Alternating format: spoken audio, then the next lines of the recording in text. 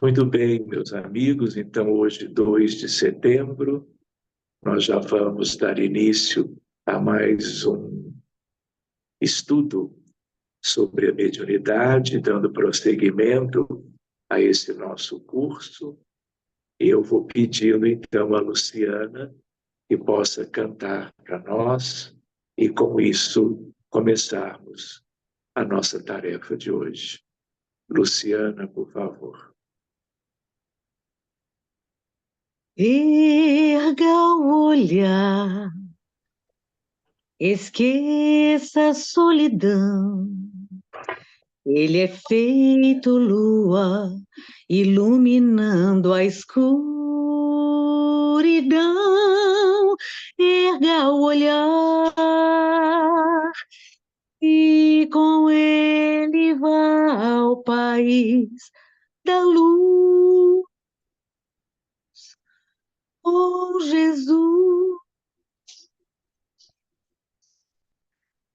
erga o olhar, esqueça a solidão.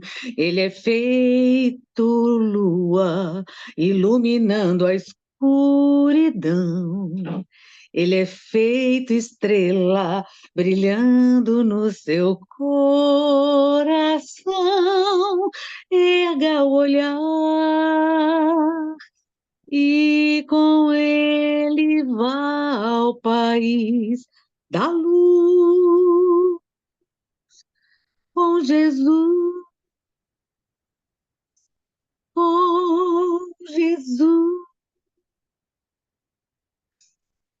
erga o olhar. Mestre, bom estarmos aqui,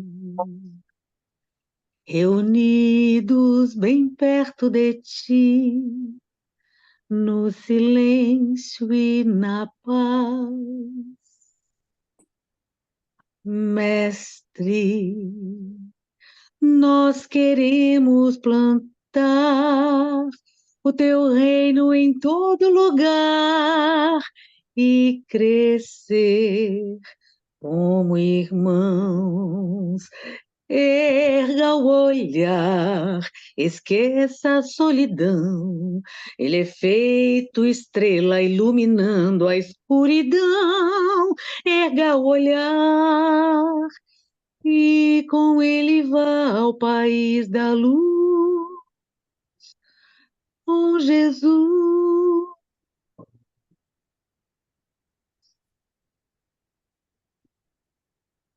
É bom viver, a trabalhar, sempre a servir junto a você e redimir desdita e dor, a conquistar o eterno amor. Sheila, Sheila, singeleza em flor. Sheila, Sheila, singeleza em flor. E para sempre eu quero estar ali, sentir no coração, a embalar a minha mão na lei sublime da criação. Sheila, Sheila, singeleza em flor. Sheila, Sheila, singeleza em flor. Que assim seja. Que assim seja, Luciana. Muito obrigado. Então, nós vamos rogando a Jesus, o Divino Mestre, modelo e guia, governador da Terra, buscando nos ligarmos todos a Ele pelo pensamento, pela gratidão, pela devoção. E a todos aqueles espíritos que são a falange sagrada dos espíritos do Cristo, para que abençoem a humanidade inteira, a todos os que compõem este grupo de estudo da mediunidade, e que durante, não é, Senhor, nós estamos estudando um pouquinho, ao mesmo tempo, nós estejamos silenciosamente doando das moléculas sadias do fluido da vida,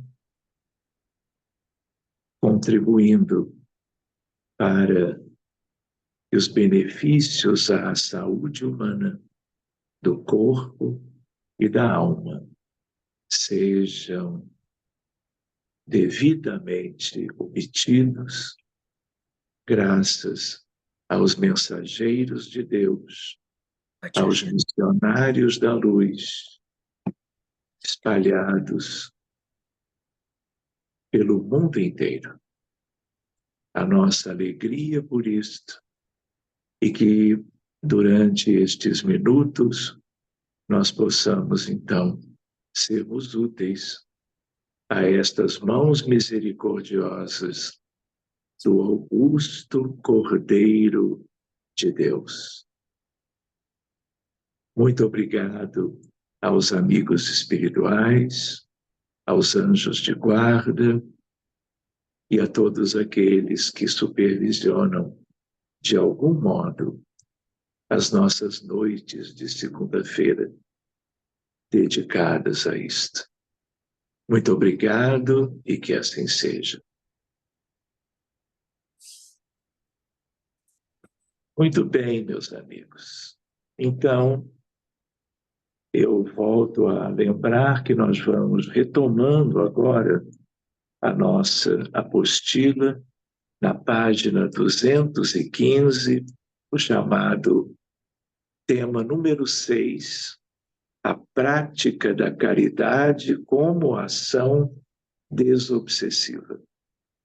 Então, vocês vão se lembrando que nós estamos neste tema já há algumas semanas, há algumas segundas-feiras, e hoje, ainda nessa questão de tratamento das obsessões, buscando mais uma etapa do que é chamado de desobsessão.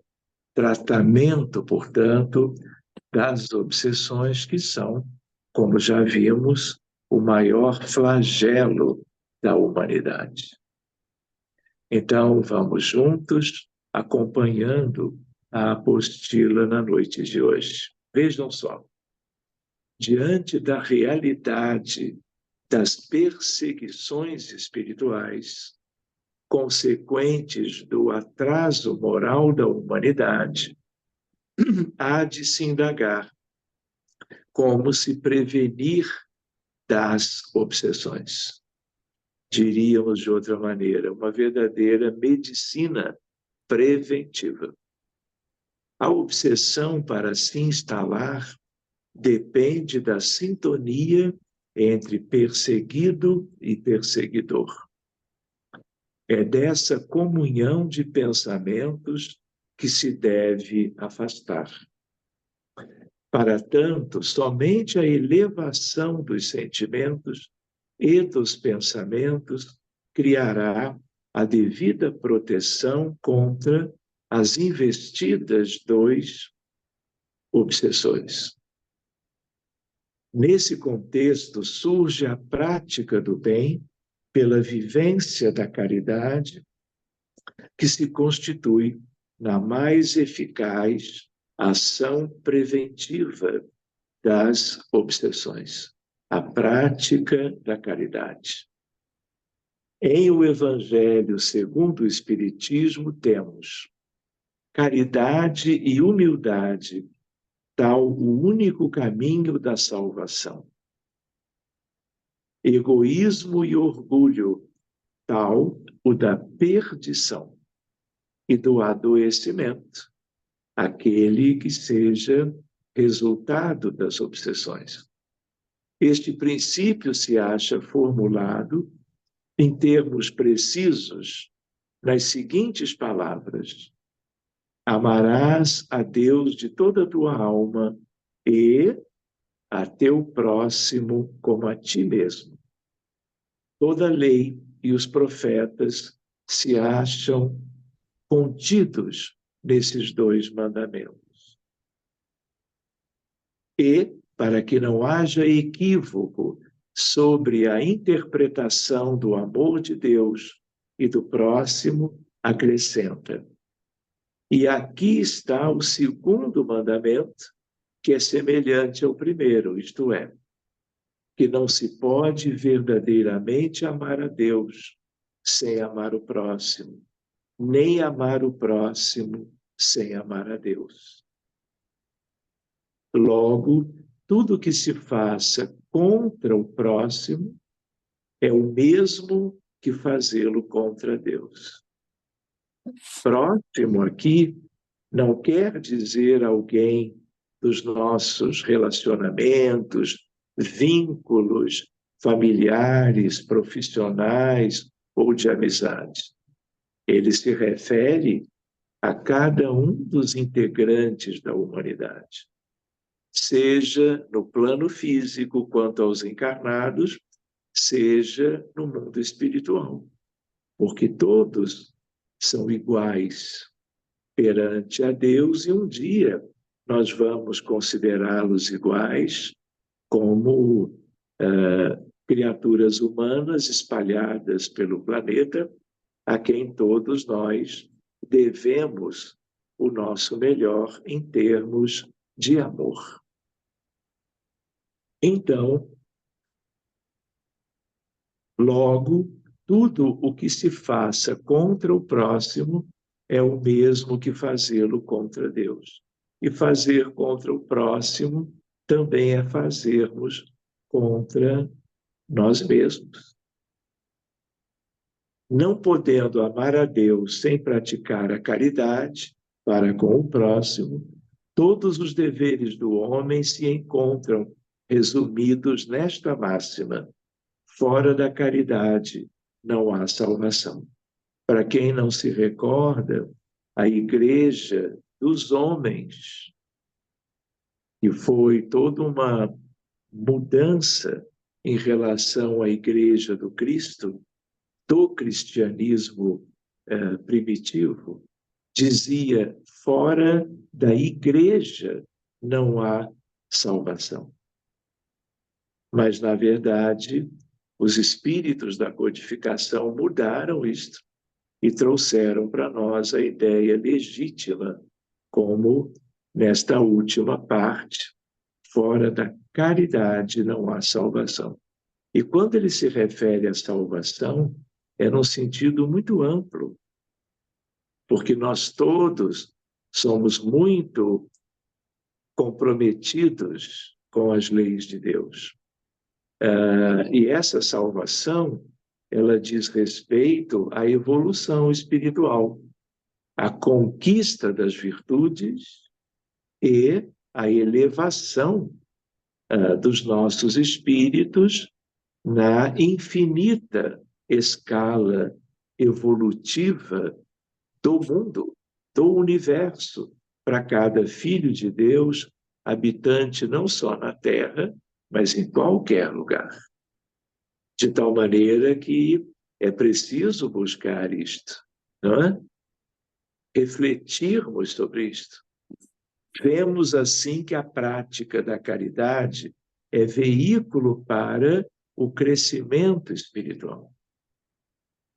Pela caridade, o indivíduo vence o orgulho e o egoísmo, que retardam o progresso, estabelecem conflitos entre indivíduos e povos fazendo-se com que se cerre os olhos às necessidades alheias.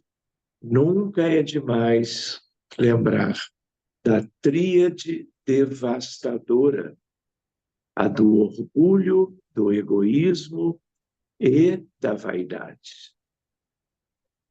É esse conjunto que, de tal maneira, vem como que levando à perda de vida no sentido de cada encarnação. É nós andarmos por atalhos e praticarmos aquilo que nos compromete cada vez mais no sentido do progresso a ser realizado e nos afasta do bem, nos afasta de Deus, dos grandes e queridos espíritos, de tal forma que isto é algo para ser refletido, meditado, para que possamos nos desvencilhando dos vícios humanos, dentre eles os da tríade devastadora, para que nos libertemos do mal. E nos libertando desse tipo de mal, nós ficamos mais imunes a processos obsessivos, que são algo muito típico da nossa natureza e que é algo como uma grande epidemia mundial e faz com que nós sejamos infelizes na Terra quando vivemos aquilo que não é próprio para nenhum dos filhos de Deus neste mundo destinado ao progresso.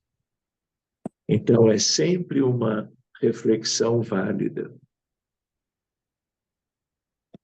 Vamos ver.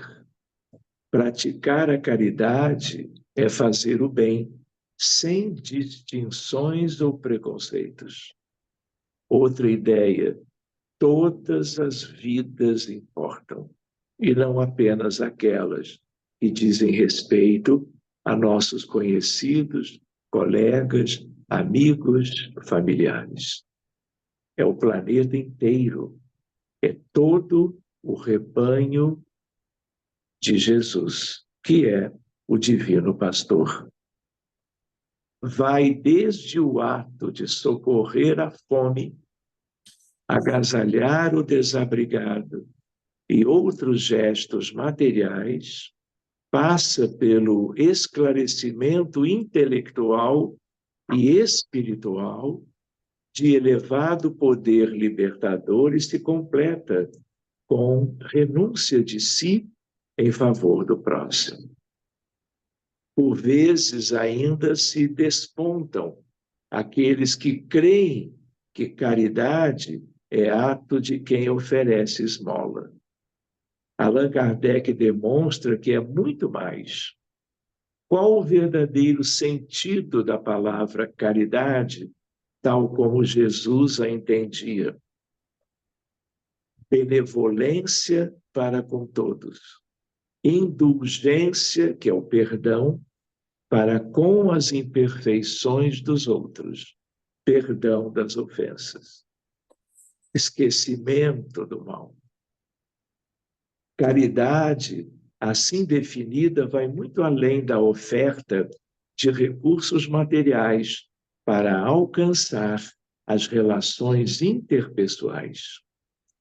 Para a perfeita apreensão do sentido mais elevado da resposta acima, cumpre analisar benevolência, indulgência e perdão das ofensas na visão dos espíritos superiores. Primeiro, vamos lá, um por um. Benevolência. Entende-se por benevolência toda disposição favorável com o próximo. A cordialidade, a tolerância, a benignidade são seus consentâneos. Benévolo é o que demonstra afeto, amizade, fraternidade, respeito. Emmanuel, então, pondera sobre isto. A verdade é sublime, a caridade é sublime em todos os aspectos sob os quais se nos revele e em circunstância alguma devemos esquecer a abnegação admirável daqueles que distribuem pão e agasalho, remédio e socorro para o corpo, apreendendo a solidariedade e ensinando-a. Emmanuel, o aviso do instrutor divino nas anotações de Lucas significa: dai esmola de vossa vida íntima, ajudai por vós mesmos, espalhai alegria e bom ânimo, oportunidade de crescimento e elevação com os vossos semelhantes. Sede irmãos dedicados ao próximo, porque, em verdade, o amor que se irradia em bênçãos de felicidade e trabalho, paz e confiança é sempre a dádiva maior de todas.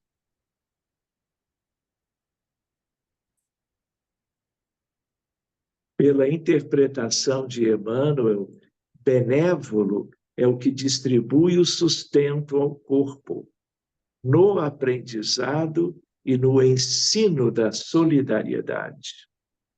Mas é também o que distribui alegria, bom ânimo, esperança em benefício do próximo.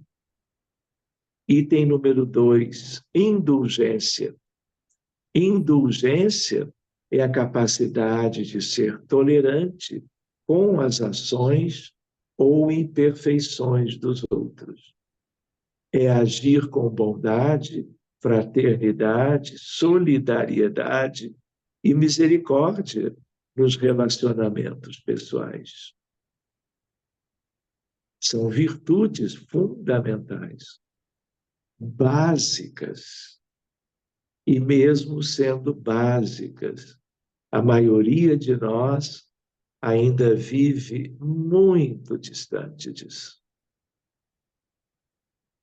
No livro Pão Nosso consta as seguintes observações: sejamos compreensivos para com os ignorantes, vigilantes para com os transviados na maldade e nas trevas, pacientes para com os enfermiços, serenos para com os irritados e, sobretudo, manifestemos a bondade para com todos aqueles que o Mestre nos confiou para os ensinamentos de cada dia. Reparem que é tudo muito claro. De certo modo, só não entendemos quando, por imaturidade, nós não desejamos mudarmos a nós mesmos na direção do verdadeiro progresso, que é o progresso espiritual. Busquemos o amor fraterno espontâneo, ardente e puro.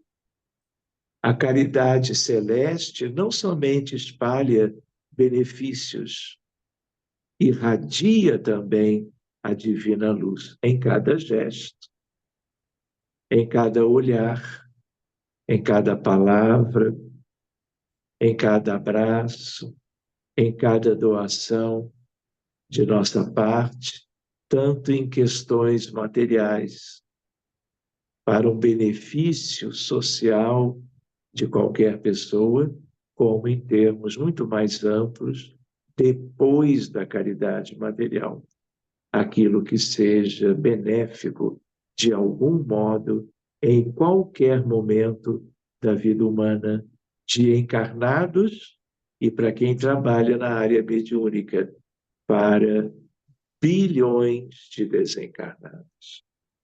Há toda uma caridade em benefício das pessoas iguais a nós que vivem por um tempo, enquanto nós estamos encarnados, do outro lado da vida, no mundo espiritual.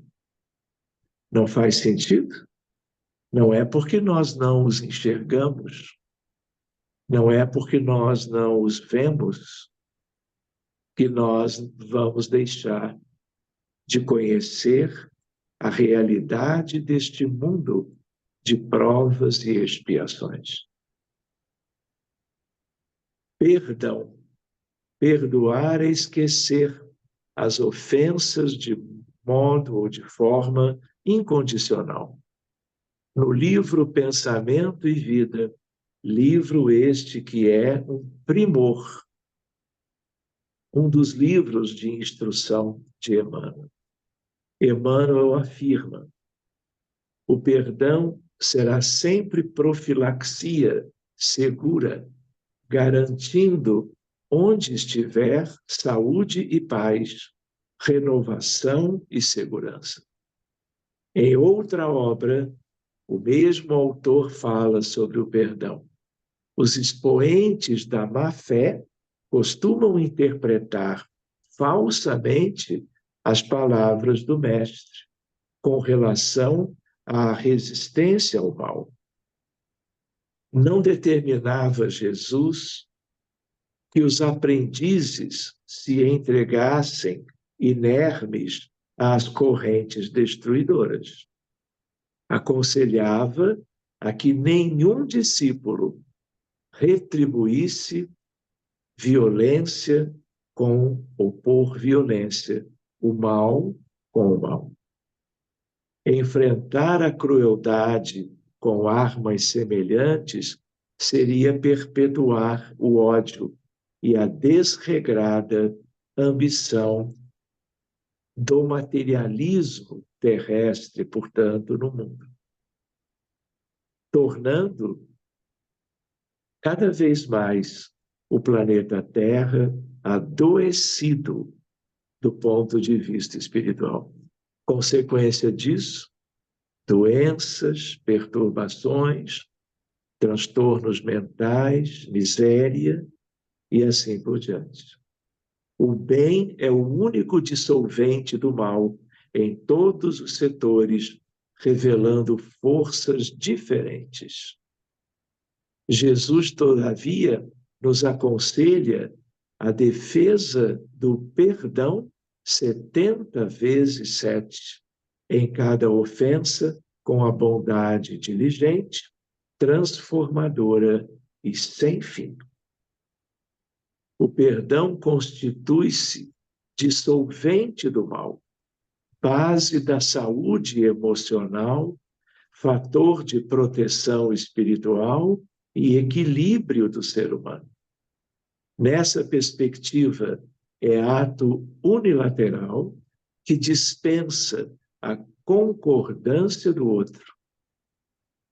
Se o desafeto for incapaz de perdoar, o tempo haverá de clarear-lhe a consciência, mostrando-lhe a impropriedade da vingança, do ódio, da mágoa.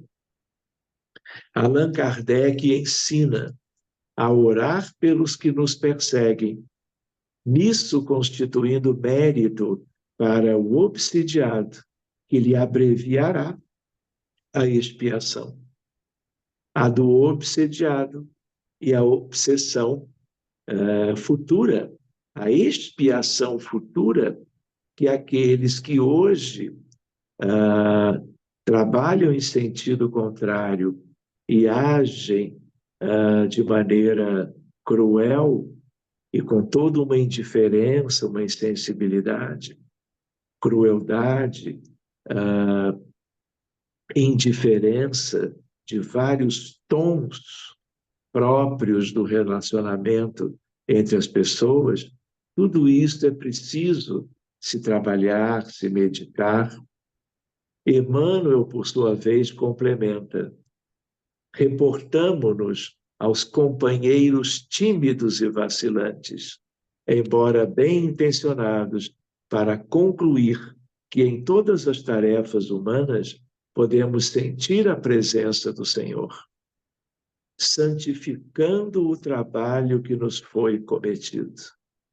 E quando nós lembramos isso, não é aqui o trabalho exterior, externo, seja ele assalariado, seja ele um trabalho, vamos dizer, ligado à fraternidade, um trabalho voluntário e com desinteresse. Aqui a referência é o trabalho de dentro de nós por nós mesmos, fruto do alto amor, da reforma íntima, da educação dos sentimentos. Do contrário, não saímos do lugar e vamos viver por muito tempo as situações, a infelicidade, consequência das nossas ações antigas, recentes e atuais, que vão se acumulando e vai faltando propriamente esses elementos, né, em relação a benefícios para todo mundo e para nós. Por isso, não podemos olvidar a lição evangélica de que seria abençoado qualquer esforço no bem, ainda que fosse apenas o de administrar um copo de água pura em seu nome. Item número 4. A prática da caridade como medida preventiva da obsessão. O espírita, onde, quando e como se encontre, deve filiar-se a uma atividade que lhe exercite a prática da caridade, buscando aquela com a qual guarde maior afinidade, na própria casa espírita ou em outra instituição. Não faltam oportunidades de exercitarmos o desinteresse, portanto, a caridade desinteressada. Seja num trabalho fora de casa, dentro de casa, seja uma atividade num orfanato, num asilo, num hospital, numa clínica, na rua, acolhendo as pessoas que, sem a menor dúvida, são carentes e sofrem pelas circunstâncias de vida que, de certo modo, se veem obrigadas a viver. Existe, vou comentar porque me lembro, existe uma passagem que é do livro Apocalipse de João. Apocalipse é de um dos evangelistas, João, o discípulo amado. De tal maneira que ele era idoso, estava na ilha de Pátimos, exilado, pensava que ele ia morrer em alguma altura, até que Jesus aparece aos olhos mediúnicos dele, de João, médium extraordinário, que havia sido antes o profeta Daniel, e que volta depois como Francisco de Assis. Então, Jesus diz a ele: o teu trabalho ainda não terminou. E João, pensava que sim. E então ele acaba inspirado por Jesus. Jesus não só fez esse diálogo decisivo com João, mas Jesus, é quem esteve com João o tempo todo, para que João transmitisse ao mundo, à cristandade e ao mundo inteiro hoje em dia, esta parte, vamos dizer, da Boa Nova, esta parte do Novo Testamento, para sermos mais específicos. E é nesse livro, cuja leitura é recomendada, podemos um dia trabalhá-lo juntos no seu estudo, né? Há uma etapa em que ele escreve que isso foi há 2000 anos. E haveria uma época, haveria um tempo em que os ímpios sujassem-se mais, os dignos dignificassem-se mais e os santos santificassem-se mais. E nós estamos exatamente nestes tempos. Quanto tempo isso vai durar, ninguém sabe. Mas é também um alerta para nós, no sentido, olha, a hora é agora. Previsão de Jesus na companhia de um médium preferido, João, o evangelista. Sigamos refletindo.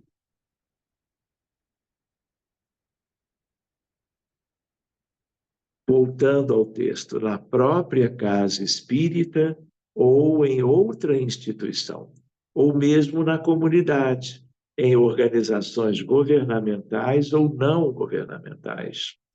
O importante é incorporar o exercício do bem nas atividades corriqueiras da vida.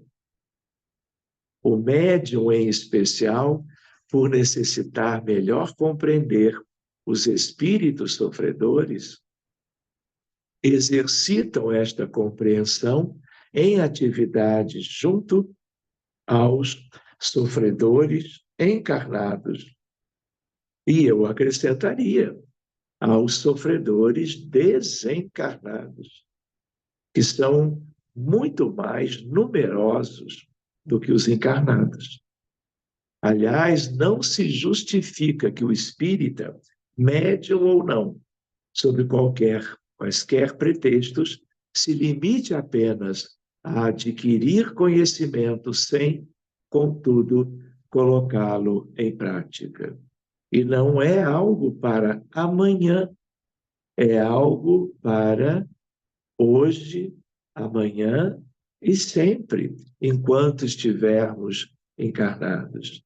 Só que depois nós vamos desencarnar e vamos perceber que o exercício da caridade deverá se acentuar na medida em que estivermos do outro lado, por aquilo que nós vamos encontrar na realidade espiritual da Terra, tanto quanto com um olhar mais amplo, porque desencarnados, nós vamos enxergar de uma maneira muito mais completa as origens do sofrimento humano. E isso haverá de despertar em cada um um entendimento e, com ele, um esforço muito maior para sermos trabalhadores da seara de Jesus, visitando, cuidando, abraçando, envolvendo, protegendo a quem quer que seja, indistintamente, e a cada dia com uma ênfase muito maior do que na véspera. Pois bem, ir ao encontro dos que sofrem, amenizar-lhe a dor das provações, às vezes muito dolorosas, é dever moral de cada adepto do Espiritismo. E aqui vale lembrar quantas pessoas, dentro do movimento espírita no Brasil e no mundo inteiro, se enfronham nas tarefas consideradas espíritas, assistem às palestras públicas, se envolvem com as questões mediúnicas e, apesar de uma boa base doutrinária, acabam se desvirtuando e acabam funcionando buscando proveito pessoal. Muitos espíritas muito conhecidos cobrando para participarem de congressos espíritas, seminários, colóquios e assim por diante. Então, infelizmente, tudo, na verdade, tem consequências. E haverá um período de muitas amarguras ainda, de muitas dificuldades. Por isso que todo estudo como este também, que a apostila nos traz sobre, na verdade, o Evangelho de Jesus, à luz do Espiritismo, é algo proveitoso, não é? Para que nós alcancemos o conhecimento que verdadeiramente enseja a nossa libertação quanto aos vícios morais com os quais nós nos acostumamos. Sigamos, então, um pouquinho. Ir ao encontro dos que sofrem, amenizar-lhe a dor das provações, às vezes muito dolorosas, é dever moral de cada adepto do Espiritismo. Somente assim estará apto para desfraldar a bandeira do Espiritismo. Fora da caridade não há salvação. Com firmeza e sinceridade, sobretudo no meio onde o sofrimento campeia. Órfãos e crianças abandonadas, jovens transviados, idosos desamparados, famintos desesperados, tanto na sua cidade como em qualquer cidade, país do mundo, enfermos da alma e do corpo, prisioneiros da dor, legiões de almas perdidas nas viciações de todos os matizes, alienados da vida. Por esse tipo de realidade planetária, terrestre, que nós acabávamos de ver aquele que era a frase do Apocalipse de João, no sentido de que esse é o tempo da caridade. Esse é o momento, sensibilizados pelas dores humanas, que nós devemos buscar essa caridade, fraternidade, solidariedade, que nos darão felicidade, sem nós ficarmos pensando em retribuições que a lei de amor, justiça e caridade poderia nos presentear amanhã ou depois, por termos nos dedicado aos necessitados. O próprio trabalho a própria oportunidade de nos dedicarmos desse modo é a nossa grande recompensa.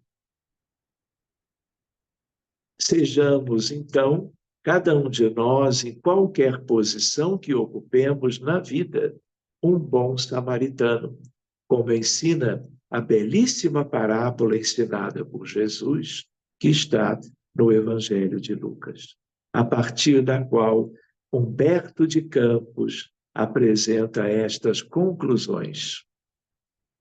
Em todos os tempos, há exércitos de criaturas que ensinam a caridade. Todavia, poucas pessoas praticam-na verdadeiramente. É por isso que a caridade, antes de tudo, pede compreensão.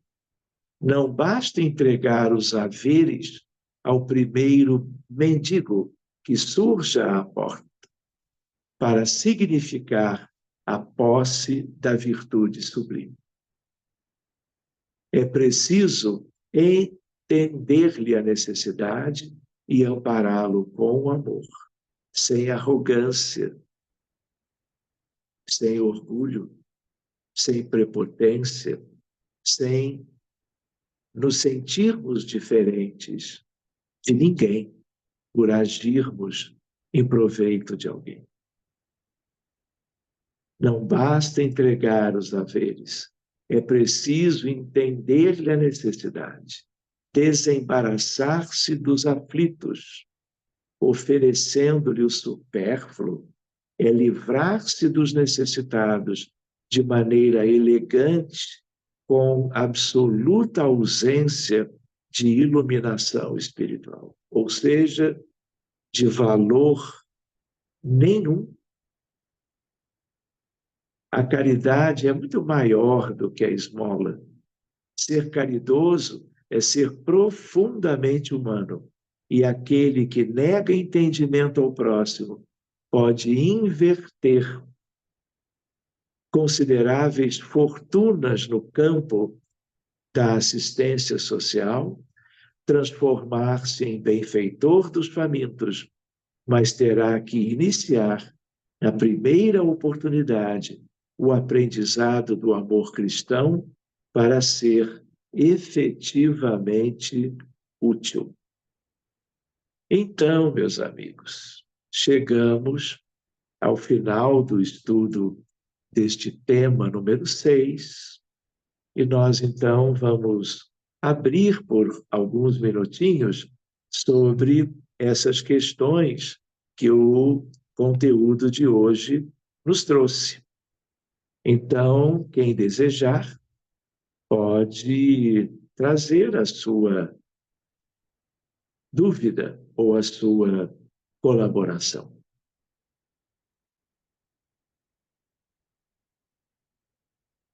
Muito bem.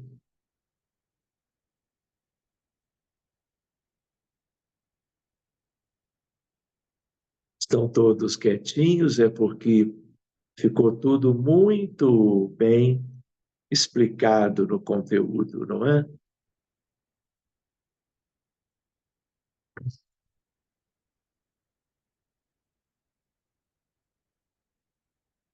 Muito bem, então nós vamos, quem sabe, então, concluindo por hoje.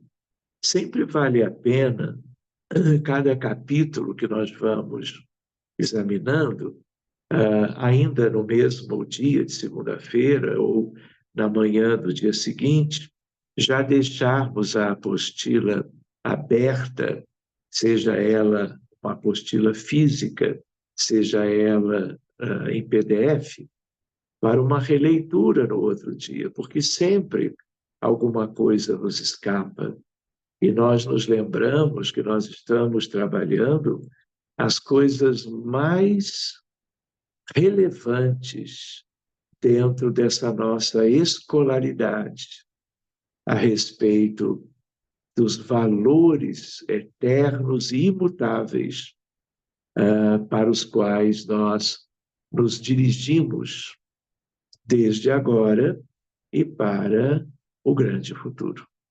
Por isso que nunca é demais a releitura e a reflexão sobre tantas coisas bonitas que estes autores espirituais, estes espíritos através de diferentes médiuns, seja na companhia de Kardec, seja pela mediunidade de Chico, trouxeram para nós.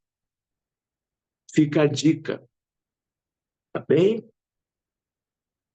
Então, todo mundo, por favor, separando um pouco de água para que ela seja fluidificada, podem se levantar, temos um minutinho ou dois para que todo mundo busque água para si, água para os seus, e aí nós vamos solicitando para a Luciana Marins, logo em seguida, mais um minutinho para o pessoal buscar a sua água, e aí então ela vai cantar mais 2 músicas para nós. Pode ser, Luciano? Sempre.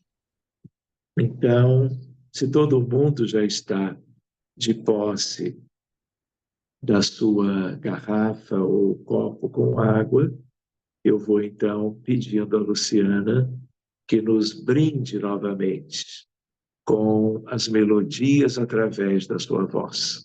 Obrigado, Lu, em nome de todo mundo.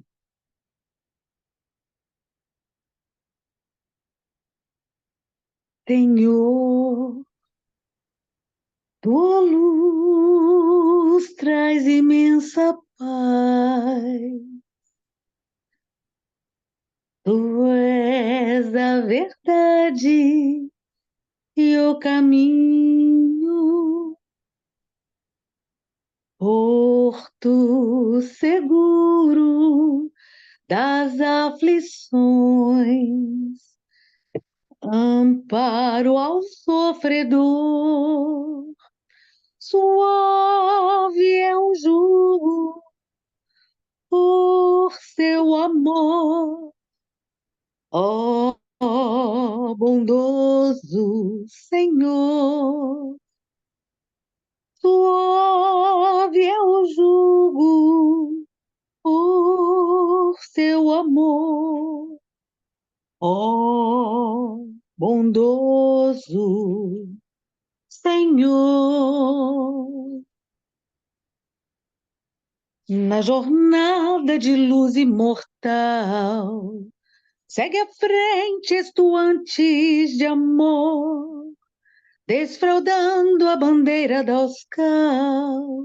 André Luiz, nosso mentor, desfilando em bandeira de luz, o Evangelho à humanidade é a mensagem do Mestre Jesus. Fraternidade, fraternidade, avante obreiros de André Luiz, sempre avantes neste ideal, construir um povo mais feliz é a missão da amada Oscar. A tarefa do nosso mentor é ação que renova a esperança, alvorada esplendente de amor, irradiando luz e esperança. Avante grupos da fraternidade, espalhados por nosso Brasil, semeando amor e verdade, e ao mundo inteiro venturas mil. Avante, obreiros de André Luiz, sempre avantes neste ideal, construir um porvir mais feliz é a missão de todos nós. Que assim seja. Luciana, pode cantar mais uma. Ok.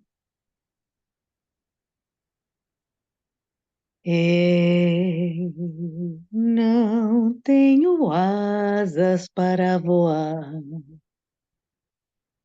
nem sonho nada que não seja de sonhar. Sou um homem simples que nasceu das entranhas de um ato de amor.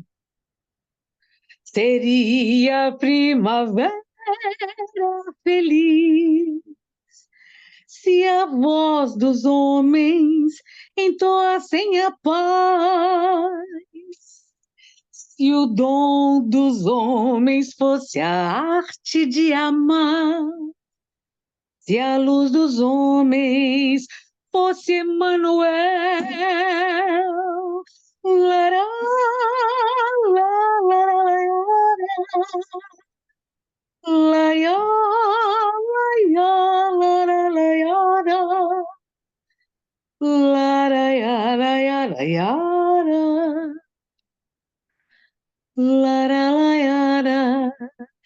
eu não tenho asas para voar, nem sonho nada que não seja de sonhar.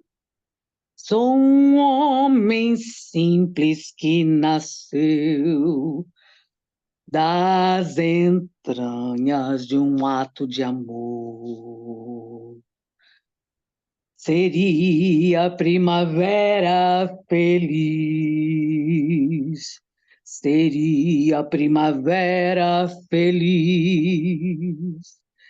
Seria primavera feliz se a voz dos homens fosse Emanuel. Laiara, laiara, laiara, laiara,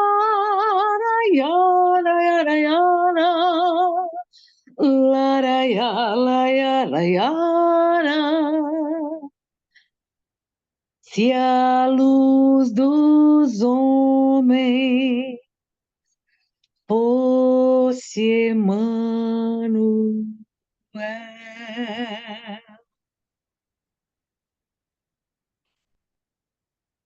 Muito bem, Luciana. Agora sim, tarefa cumprida.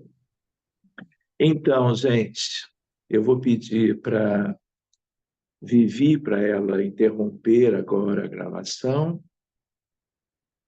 e aí nós vamos nos despedir.